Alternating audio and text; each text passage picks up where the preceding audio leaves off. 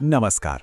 आज हम गोता लगाने वाले हैं तत्वों की दुनिया में और समझने वाले हैं उस एक बुनियादी फर्क को जो हमारे चारों तरफ की हर चीज को बनाता है। जी हाँ, हम बात कर रहे हैं धातुओं और अधातुओं के बीच के अंतर की। तो हमारा सफर कुछ इस तरह से आगे बढ़ेगा। सबसे पहले हम देखेंगे उन सुरागों को जो हमें अपनी आंखों से दिखाई देते हैं, बिल्कुल सतह पर। फिर हम उन जगहों पर जाएंगे जहां ये नियम टूट जाते हैं और यहीं से कहानी में एक दिलचस्प मोड़ आएगा।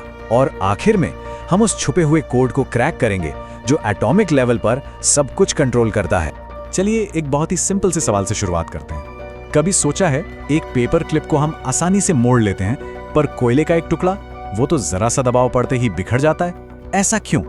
बस इसी रोजमर्रा की पहेली का जवाब छिपा है धातुओं और अधातुओं के उस बुनियादी फर्क में जिसे हम आज समझने वाले हैं।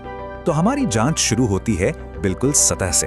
मतलब हम उन फिजिकल प्रॉपर्टीज को देखेंगे, वो सुराख जिन्हें हम देख सकते हैं, महसूस कर सकते हैं और जो पहली नजर में ही हमें बताते हैं कि कोई चीज धातु है या अधातु। देखिए, पहला और सबसे ऑब्वियस सुराग है चमक, जिसे हम धात्विक चमक या मेटालिक लस्टर कहते हैं। जब धातुएं अपने प्योर फॉर्म में होती है ना, तो उनकी सतह पर एक खास चमक होती है। सोने की दमक या तांबे की चमक के बारे में सोचिए। यही वो पहली चीज है जो हमारा ध्यान खींचती है। अच्छा, अब आते हैं एक और बड़े ही कमाल के गुण पर। मतलब धातुओं को पीट पीट कर पतली चादर बनाया जा सकता है या उन्हें खींचकर तार में भी बदला जा सकता है। इसे हम कहते हैं आघातवर्धिता और तन्यता। और आपको पता है, सिर्फ 1 ग्राम सोने को खींचकर 2 किलोमीटर लंबा तार बनाया जा सकता है। सोचिए जरा, 2 किलोमीटर, है ना कमाल की बात? और हाँ, धातुएं गर्मी और बिजली दोनों की ही शानदार कंडक्टर होती हैं। इसीलिए तो हमारे खाना पकाने के बर्तन धातु के होते हैं, ताकि गर्मी जल्दी से फैल जाए। और हमारे घरों में बिजली दौड़ती है तांबे के तारों में। वैसे चांदी और तांबा इस मामले में बेस्ट हैं। और आखिर में आवाज। जब कोई धातु किसी सख्त चीज से टकराती है तो एक गूंजने वाली आवाज आती है। स्कूल की घंटियां याद हैं? वो इसी गुण की वजह से धातु की बनती हैं। तो ये सारे गुण मिलकर एक साफ तस्वीर बनाते हैं, है ना? लेकिन क्या कहानी इतनी ही सीधी है?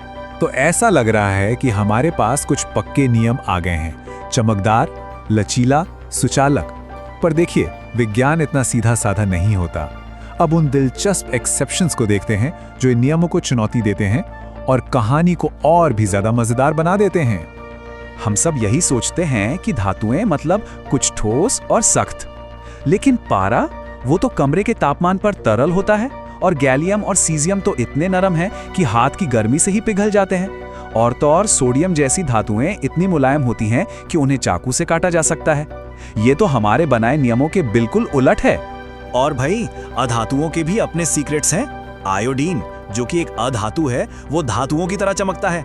और ग्रेफाइट, वही जो पेंसिल की नोक में होता है, वो तो कार्बन का ही एक रूप है और बिजली का एक बेहतरीन सुचालक भी। तो अब ये तो साफ है कि असली कहानी समझने के लिए हमें सतह से कहीं ज्यादा गहरा उतरना होगा। असली फर्क जानने के लिए हमें उस दुनिया में चलना होगा जो दिखाई नहीं देती, परमाणुओं की दुनिया में।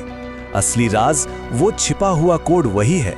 वही तय करता है कि कोई तत्व धातु की तरह बर्ताव करेगा या अधातु की तरह।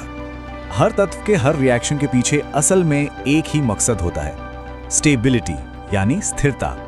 सबके सब नोबल गैसेस की तरह बनना चाहते हैं। ये नोबल गैसेस, समझिए, तत्वों की दुनिया के संत हैं। उनका बाहरी इलेक्ट्रॉन शेल पूरा भरा होता है, इसलिए वो स्थिर हैं और किसी से ज्यादा मतलब नहीं रखते। बस इसी स्थिरता को पाने की चाहत ही हर केमिकल रिएक्शन की जड़ है। इसका सबसे अच्छा उदाहरण है सोडियम, जो एक धातु है, और क्लोरीन, जो एक अधातु है। सोडियम के पास एक एक्स्ट्रा इलेक्ट्रॉन है जिससे वो छुटकारा पाना चाहता है, और क्लोरीन को अपना शेल पूरा करने के लिए ठीक एक ही इलेक्ट्रॉन चाहिए। तो सोडियम अपना वो फालतू इलेक्ट्रॉन क्लोरीन को दे देता है। एक की जरूरत पूरी, दूसरे का बोझ हल्का। और जैसे ही ये लेन देन होता है, सब कुछ बदल जाता है। सोडियम पॉजिटिव आयन बन जाता है, क्लोरीन नेगेटिव आयन, और ऑपोजिट चार्जेस एक दूसरे को खींचते हैं, जिससे वे एक मजबूत बंधन में बंध जाते हैं। और क्या बनता है? सोडियम क्लोराइड, यानी हमारा साधारण नमक। तो आज का सबसे बड़ा सबक यही है, धातुएं इलेक्ट्रॉन देती हैं और अधातुएं इलेक्ट्रॉन लेती हैं। यही है वो छिपा हुआ कोड। इलेक्ट्रॉनों के इस लेन देन से जो कंपाउंड बनते हैं, उन्हें हम आयनिक कंपाउंड कहते हैं। ये बंधन बहुत मजबूत होते हैं, इसीलिए इनके मेल्टिंग और बॉइलिंग पॉइंट्स बहुत ज्यादा होते हैं। ठोस रूप में ये बिजली नहीं चला सकते, पर जब इन्हें पिघलाया जाता है या पानी में घोला जाता है तो इनके आयन्स आजाद हो जाते हैं और तब ये बिजली के अच्छे सुचालक बन जाते हैं। ठीक है, तो अब जब हम परमाणुओं के इस सीक्रेट को समझ चुके हैं तो चलिए देखते हैं कि इस नॉलेज का इस्तेमाल असल दुनिया में कैसे होता है, खासकर धरती से शुद्ध धातु निकालने की बड़ी चुनौती में। तो सवाल ये उठता है कि इलेक्ट्रॉन देने या लेने की ये आदत हमें जमीन के अंदर अयस्क यानी चट्टानों में मिले हुए कंपाउंड से शुद्ध धातु निकालने में कैसे मदद करती है? इसका जवाब छुपा है रिएक्टिविटी सीरीज में। इसे आप धातुओं की एक पावर रैंकिंग की तरह समझ सकते हैं। जो सबसे ऊपर हैं जैसे पोटेशियम और सोडियम, वो इलेक्ट्रॉन देने के लिए बहुत ज्यादा बेचैन रहते हैं, मतलब वो बहुत ज्यादा रिएक्टिव हैं। और जो सबसे नीचे हैं जैसे सोना और चांदी, वो बड़े शांत स्वभाव के हैं, यानी कम रिएक्टिव। ये रैंकिंग बहुत ही जरूरी है क्योंकि यही तय करती है कि हम किसी धातु को कैसे निकालेंगे। जो सबसे कम रिएक्टिव धातुएं हैं जैसे सोना, वो तो अक्सर प्रकृति में शुद्ध ही मिल जाती हैं। बीच वाले जैसे लोहा और जिंक ऑक्साइड या सल्फाइड के रूप में पाए जाते हैं।